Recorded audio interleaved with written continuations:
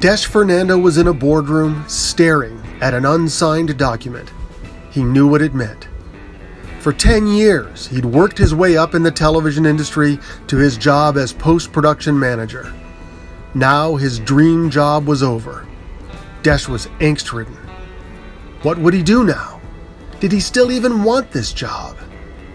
Until he could answer those questions, he would be lost. It took the lessons he learned at home as a child to lead him in a new direction. Hi, welcome to the Business Heroes, a show where we talk to business owners about their journeys. I'm Craig Colby, owner of Colby Vision, a storytelling company. And this guy right here is Desh Fernando. He owns the Toronto Sourdough Workshop. Desh, welcome. Hi, Craig. How are you doing today? I'm good. How are you? Why don't we start? We're going to get into this whole journey that led you to this through post-production and television. But tell me just a little bit, what is the Toronto Sourdough Workshop?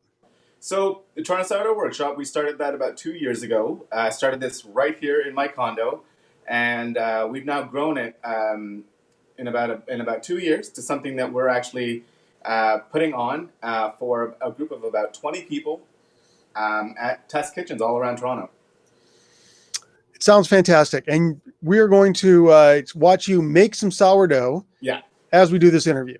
Yeah, it's going to be a bit of a challenge, but we're going to see how we can do this. We can multitask. Yeah. What are we going to start with in the making of the sourdough? All right. So basically, all we're really doing in our workshops is taking the three basic ingredients and making bread out of it. All we have here is flour, water, and a little salt. And we combine these three ingredients to give you a fresh loaf of sourdough bread. So what are you going to do first? So the first thing is just to mix all the ingredients. I am going to bring this guy out here. This is the star of today's workshop. This is the starter. This is the thing that makes everything grow. This is wild yeast. So this is the thing that makes everything happen. This is the magic, okay? So basically, I'm just going to put all these ingredients together. The water, the starter, and the flour. And where did you learn to cook? So learning to cook was something that was always a part of my family culture. Before we even moved, before we even came to Canada, my parents were always cooking, throwing parties, and food was such a central part of those events and those festivities. And so you said before you came to Canada, where were you before you were in Canada? So we were actually in Sri Lanka. That's where I was born. And in Sri Lanka, basically spent the first 5 years of my life there. And cooking and throwing parties was part of your family life. When you moved to Canada, what happened to your family then? So what happened to my family then? I mean, my parents decided at the time, of course, I was only 5. My parents decided that Canada was the place for us to go because the rest of our family was here. So we had aunts and uncles that had already moved here, that had gotten their landed immigrant status. And in 1987 is when my parents decided that they were going to move their entire lives to Sri Lanka. To Canada. To Canada from Sri Lanka. That's correct. And what did your family do for work when they arrived here? So my dad actually was a car salesman, and he was actually quite successful at it. He wasn't, anything. He wasn't really cooking at the time, but cooking was always something that he was actually doing as a part of him growing up. His mother actually taught him how to cook, and then it was actually my mom's mom, my grandmother, who actually gave him a further sort of understanding of how to cook. Did he do any of it professionally? Yeah. So when he came to Canada, he did all of that. He started his professional career only when he came to Canada, and it's only when he came to Canada but he didn't do any of that in Sri Lanka. No. Where did he work in Canada? So when we first arrived in Canada, it was he started working at the CN Tower. That's the 360 restaurant at the top of the CN Tower. Yeah, that's right. Well, that's where I got engaged. Oh, no way, really? That's a very nice place to be working. I've got a soft spot for that. So how long did Okay. he work there? So he was working at the CN Tower for about 2 years. The problem is that as you know, a great of an experience as it was for him, he was learning from like some of the top chefs in the country at the time because at the time the CN Tower, the 360 restaurant, was considered one of the best restaurants in all of Toronto. So he did have the opportunity to meet with some great people, and I'm just adding the salt here, Craig. Okay. Um, and yeah, he was able to actually get some great experience from that experience that actually propelled him to the latter part of his years. And so that stepped up the food game in the house, I would imagine, quite a bit. And right now you're kneading the bread, correct? What happens Yeah, next? yeah. So basically, after you knead this for about 15 minutes, we move on to the shaping. What happens now is we take the kneaded dough, we put it back into our bowl here, and we just put a tea towel over it and let it ferment. And this part of the process is called bulk fermentation. And now I have here a loaf that's already gone through the 4.5 hours of bulk fermentation. And it's hugely plump. You can kind of see it Hmm. just rose like crazy. And we're now going to shape the loaf now. Right. And here's a TV segue. Uh, you're as you're shaping that loaf, the food and presentation in your family shaped you as well. What form did the cooking and partying take for your family when you moved to Canada? So it didn't stop. I mean, my parents in Sri Lanka were throwing the kind of parties where, you would rent big sort of tents and big. We would have it on the sort of the massive kind of lawn, that we had in Sri Lanka. Unfortunately, we didn't have a massive lawn. We only had a 3-bedroom, small, tiny apartment. But that certainly did not stop my parents. They could not help themselves enjoy themselves like in the way that they did in the small apartment. Sometimes they'd even invite the neighbors to some of the shindigs that they threw. And again, it was all food based, and it was the whole idea of it, I guess, was just that they were going to cook not only for themselves but also for their neighbors as well. And how involved were the children? So that's what was, I guess, funny about it. Like we actually didn't have a choice in the matter. We when they would actually be cooking all day for something like this, and they would ask us to do like tiny little tasks, and so that was kind of our day when they had these kind of parties. They would tell us to grate the carrots, or break the small ends of a bean, this kind of thing. But that was our sort of way into the food, and so that's how we saw food, is just doing these tiny little tasks. How many siblings? Three siblings. So I have two siblings, like two other siblings. So we were three together. Brothers, sisters? Two brothers, one Two older, one brothers. younger.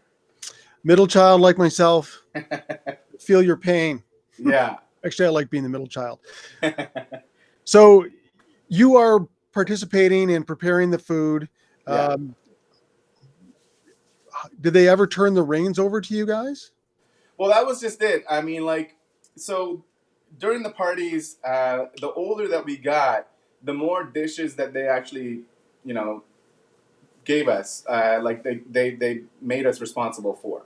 So, for example, like when we started cooking something, if steak was part of the menu, I remember the day that I think I was 11, little guy in the kitchen, and they're like, "Oh yeah, you're doing the steak now," and I'm like, "Okay," like I've seen them do it like 1,000 times, Mm-hmm. but it was just the idea, like, okay, and then they kind of just like, yeah, they just let it happen, and they knew that we were prepared for it because they themselves had sort of done it in front of us, so they knew we were prepared.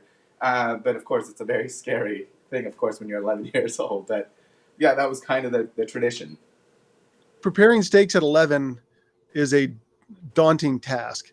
Um, I'm not even that comfortable doing it now. But I mean, there's three brothers, and brothers tend to be competitive. How competitive were you in these roles? So making food and presenting food was kind of our way of getting attention, I guess, and as I'm competitive, we were all very competitive kind of growing up. And that's the kind of way that we, I guess, sought out our parents' attention. Don't, I'm kind of exaggerating a bit here, Craig, but they were very loving parents. I Mm-hmm. don't mean to say that this was, but definitely we really almost stopped at nothing to at dinner time to be able to present a dish, to our parents when we had the chance. So it wasn't Bart and Lisa fighting for Homer's attention in hockey, but it was Yeah, still fairly competitive. So we've done the shaping of the bread now. yeah. What's next? So right now we're gonna basically just put this into the proofing basket. This is available through my website right now. But yeah, basically we just take this basket and we pop it into the oven by just putting this tea towel in. And in the, excuse me, we put it into the fridge. That's And very different than putting it in the oven. So that's a good note to make. that's it. So from the fridge, this loaf here has already been in the fridge overnight, and it has been proofing overnight. Got it. So we basically are now have it. We now have a loaf that has been proofed. Now it's just about preparing the loaf for the baking, and I'm just gonna do that while we keep chatting. So you and your family grew up around food. You and your brothers. That's right. That's not what you went to school for, though. What did you when it was time for you to go away to post secondary education? What did you do? Yeah, so basically, my parents asked me a very simple question when I was in high school. They said, "What do you want to do with your life?"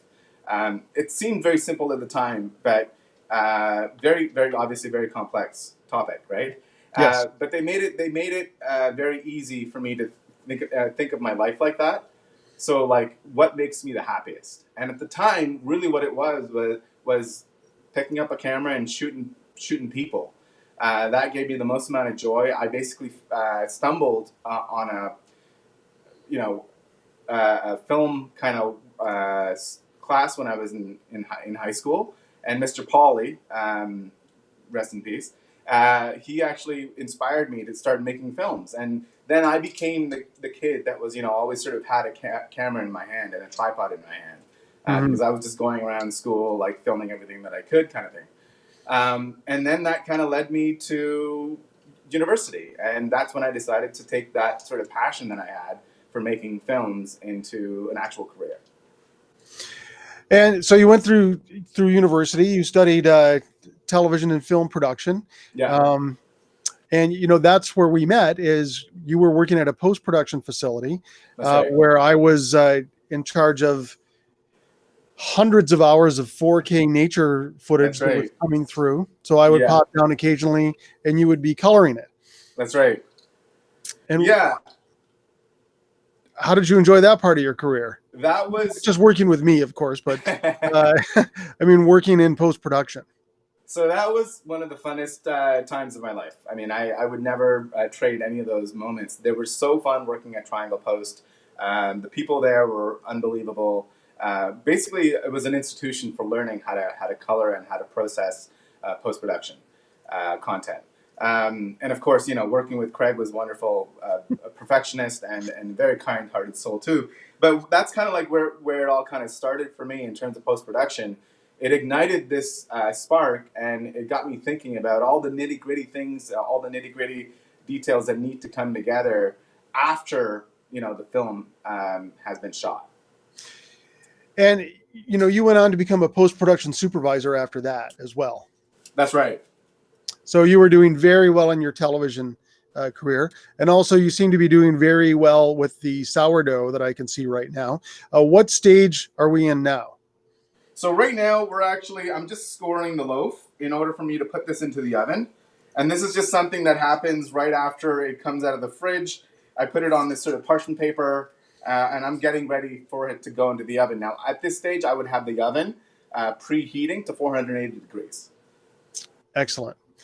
So, how did your post production career play out?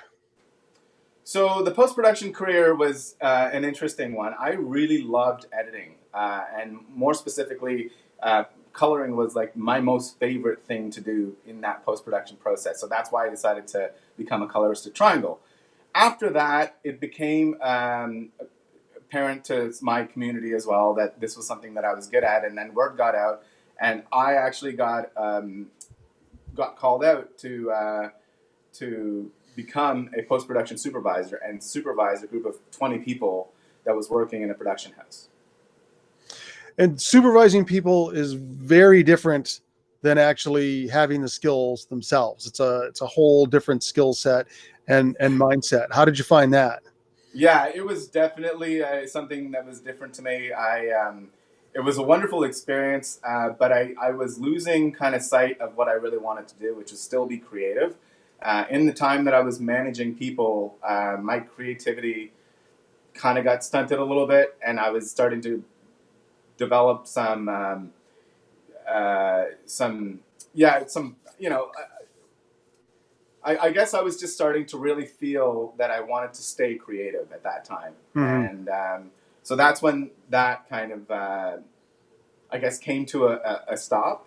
Is is is what is the yeah is that moment when I was basically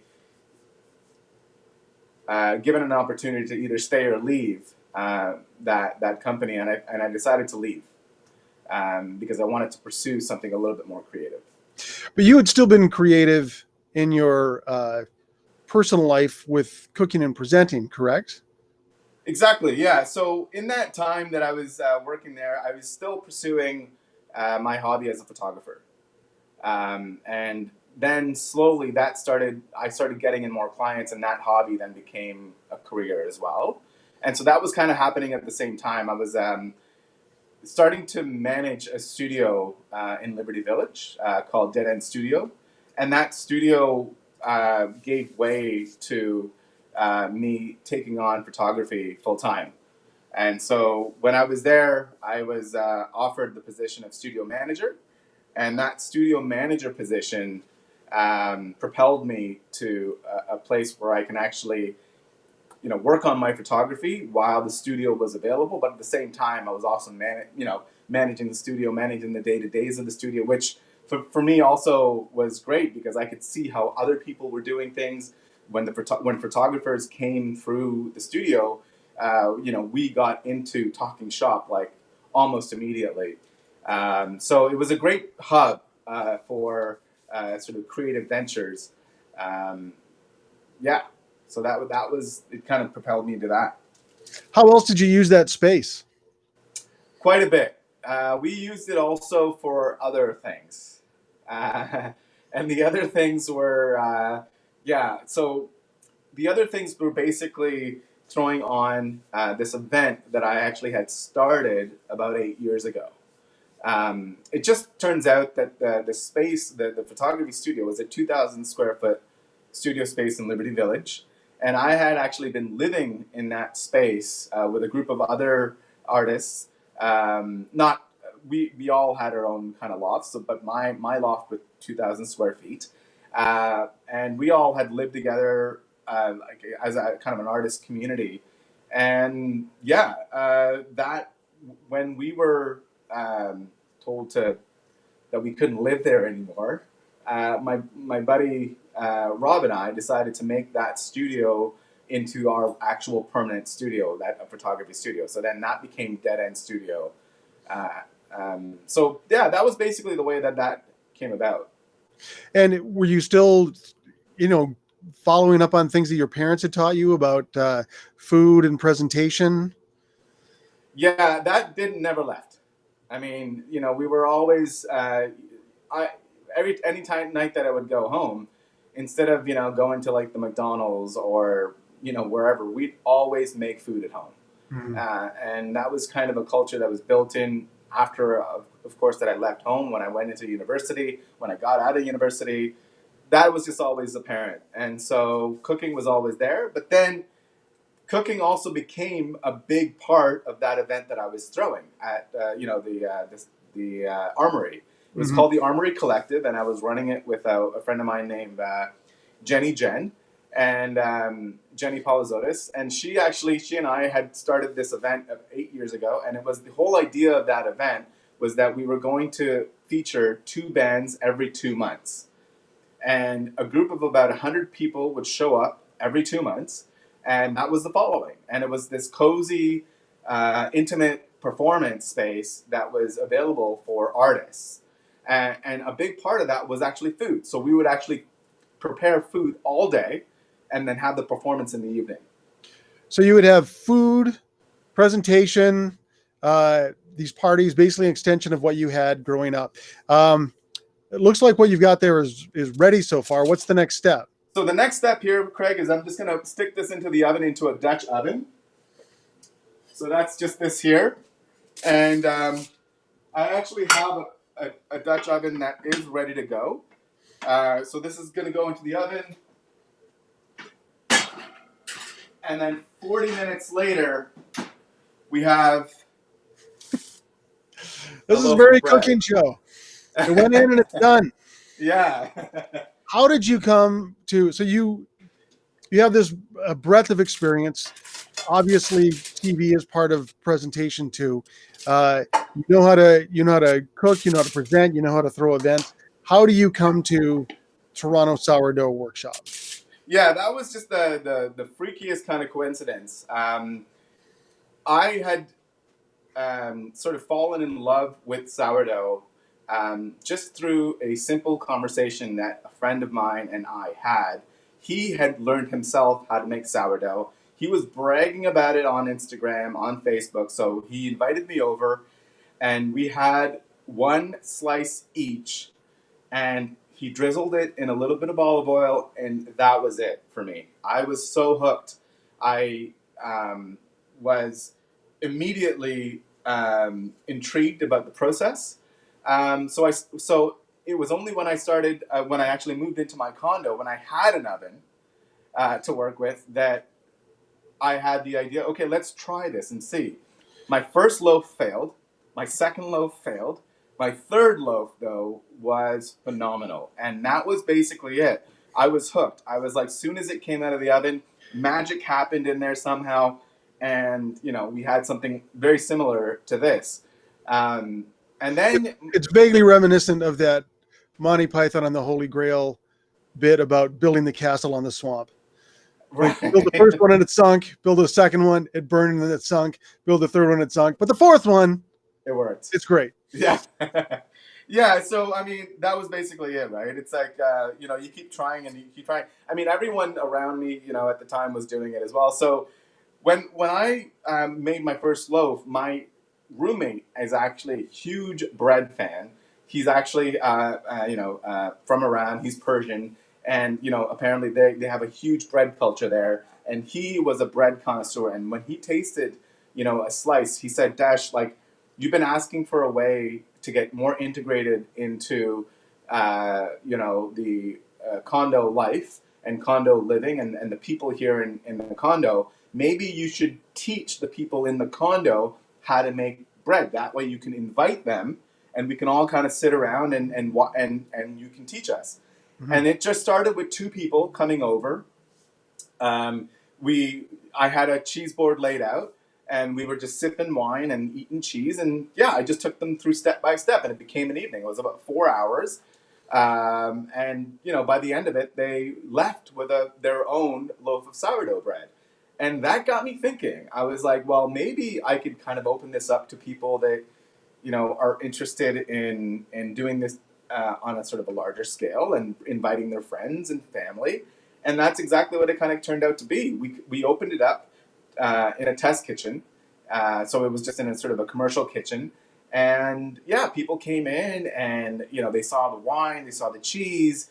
They just it's an opportunity for them to get kind of relaxed um, and just learn about bread. And it just is, I think, bread making, in that way, it kind of ties us to our ancestry a little bit.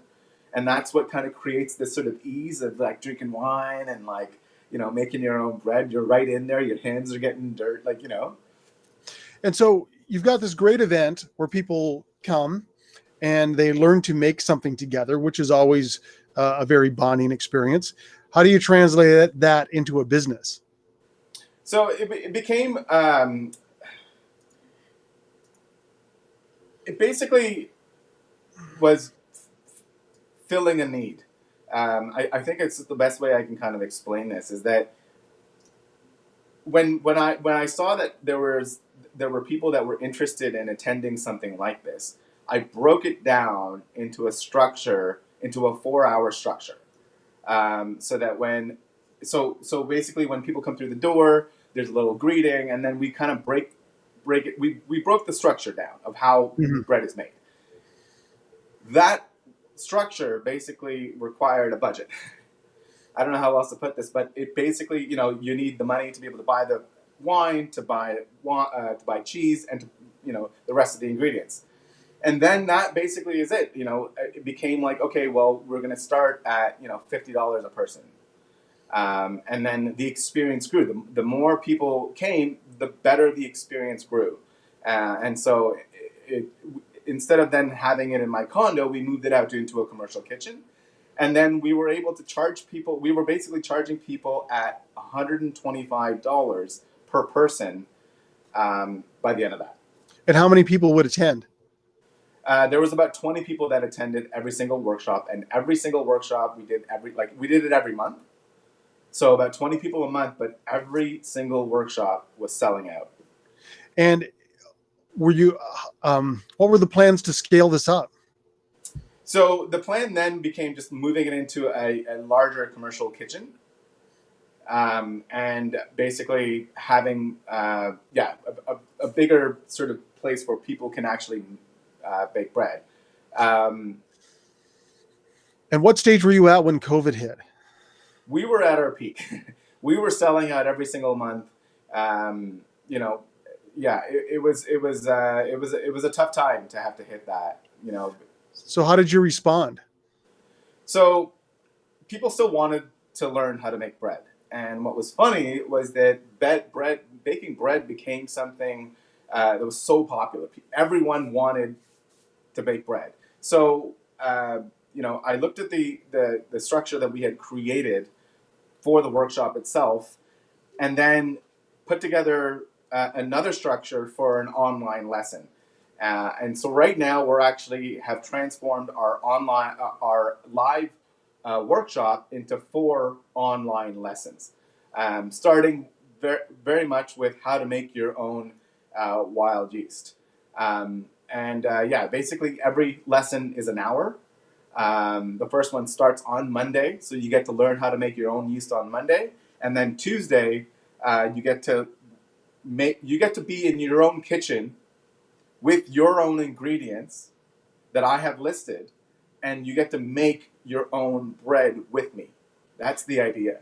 And you mentioned wild yeast. Is that something that you can show us here? Yeah, so this is actually a wild yeast that I've been growing for 2 years. So we go into exactly how to make it. Basically, all this really is, Craig, is just flour and water. It really is just flour and butter. Nothing else is inside of it. It just starts that way, and um, we basically teach you how to take it from just flour and water and into something where you can actually use it to bake bread, to make bread rise. And so how many of you done over whatever video platform you're using? Oh, sorry, what was that, Craig? How many online sessions have you done so far? So we've done one a week since COVID started, basically. And One course a week. how's it going? It's great, right? We have about 8 people coming out every week. The goal, of course, there is to take it to about 20 a week.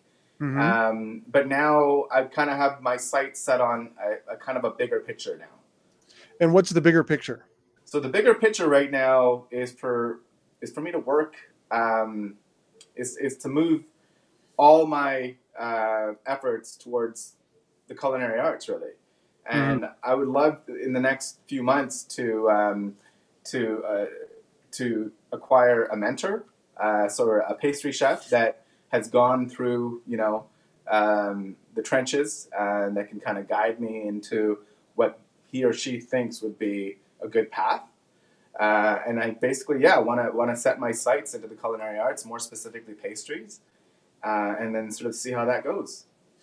And so all these elements of your life have added together. The things you've learned from your parents at the parties as a child, from cutting the ends off green beans to presenting, to having a great presentation and creating a great experience for people, led you to the sourdough workshop, and your television experience has led you to be able to offer this online, which has value now, but also makes this venture a lot more expandable going forward. Yeah, I mean, it's funny because you look at all those experiences now, and you think, well, why didn't I just become a chef when I went into high school or university? And it's not that life doesn't really work like that, unfortunately, No. right? Life makes you, achieve these experiences and achieve these sort of moments so that you can apply into latter half of your career, your life. And what it's really done for me is I guess take a look at food and pastries more specifically from, I guess, almost a cinematic, and from a very aesthetically pleasing way. From that kind of perspective, it's given me that, and I'm truly blessed for having gone through that entire experience and sort of landed, pretty much at the beginning. Well, I mean, we all go through hard times in our life, and there are times when we look for reinvention. And I'm always impressed with someone who can not just pull on their career, but their whole life experience to say, this is what makes me happy. This is what I want to do. And this is how I'm going to share it with the world. And obviously, people are responding really, really well to the Toronto Sourdough Workshop. Thanks, Craig. Yeah, it's been a really interesting journey for sure. Well, Desh, we've known each other for a while. It's always a pleasure talking to you, always a pleasure knowing you. And thank you so much for coming on today to tell me everything about what you're doing. And people can find you they can find the Toronto Sourdough Workshop on Facebook, Yeah, they correct? can. Yeah, Instagram, and they can end up with a beautiful piece of bread like that. yeah. All right, Desh, thank you so much. Really appreciate you spending your time with us today. And that's it for the Business Heroes. Thanks, Craig. See you later. Bye bye. Bye bye.